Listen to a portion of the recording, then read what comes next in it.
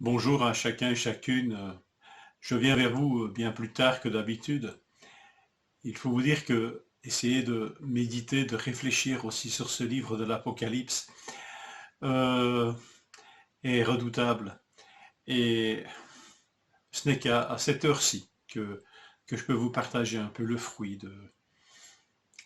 des réflexions que Dieu m'inspire au travers de ce texte de l'Apocalypse. Que le Seigneur vous encourage en tous les cas et vous fortifie, vous garde dans sa main. C'est sa promesse. Celui qui a fait la promesse est fidèle. Je lis avec vous Apocalypse, chapitre 9, verset 4. Il leur fut dit de ne point faire de mal à l'herbe de la terre, ni à aucune verdure, ni à aucun arbre, mais seulement aux hommes qui n'avaient pas le sceau de Dieu sur le front. Vision terrible que ce jugement. Ces sauterelles aux dents de lion, qui nous rappelle celle décrite par le prophète Joël, chapitre 1, verset 4 du livre de Joël. Ce qu'a laissé la chenille, la sauterelle l'a dévoré. Ce qu'a laissé la sauterelle, le grillon l'a dévoré. Ce qu'a laissé le grillon, le criquet l'a dévoré. Car une nation est montée contre mon pays, puissante, innombrable, elle a des dents comme des dents d'un lion, les mâchoires d'une lionne. Étrange rapprochement, n'est-ce pas, entre Joël et le livre de l'Apocalypse, et pourtant, à mon avis, rapprochement justifié. Nous voyons des ressemblances saisissantes entre ces deux textes, mais aussi des dissemblances, aussi. Les sauterelles de l'Apocalypse ne s'attaquent pas aux végétaux, mais aux hommes. Elles ne sont pas emportées par les vents, ou apportées par les vents, mais dans l'Apocalypse, elles surgissent de l'abîme, créatures diaboliques, démoniaques. Elles s'attaquent sans état d'âme à ceux qui servent leur chef, en fait, à tous ces hommes qui ne sont pas marqués de ce sceau de Dieu et qui, pour toute réponse à ce fléau, ne se repentiront pas, mais continueront à être idolâtres et à adorer celui-là même qui leur inflige ces maux.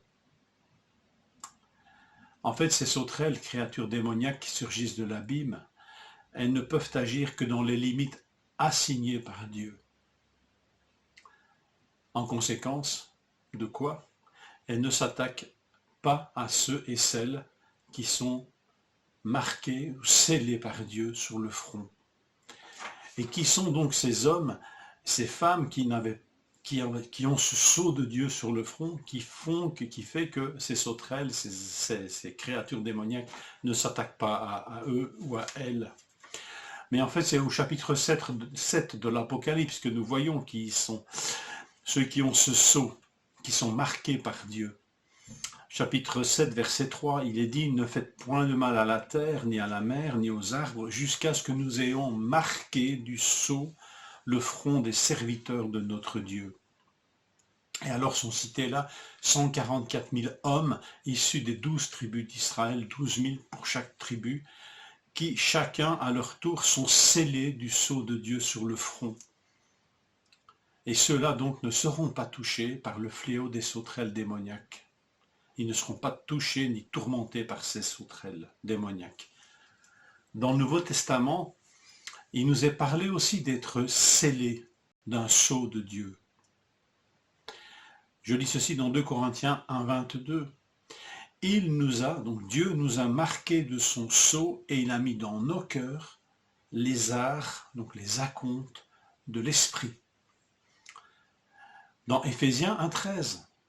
En lui, en Christ, vous aussi, après avoir entendu la parole de la vérité, l'évangile de votre salut, en lui vous avez cru et vous avez été scellés du Saint-Esprit qui avait été promis. Le verbe est tout à fait identique à celui qui est utilisé dans l'Apocalypse en parlant de ces 144 000 qui sont scellés par Dieu. Et nous avons ici, en lui, vous qui avez entendu la parole de la vérité, l'évangile de votre salut, vous avez cru et vous avez été scellés du Saint-Esprit qui avait été promis. Ceux et celles qui ont cru en Christ sont marqués de son sceau scellé par le Saint-Esprit.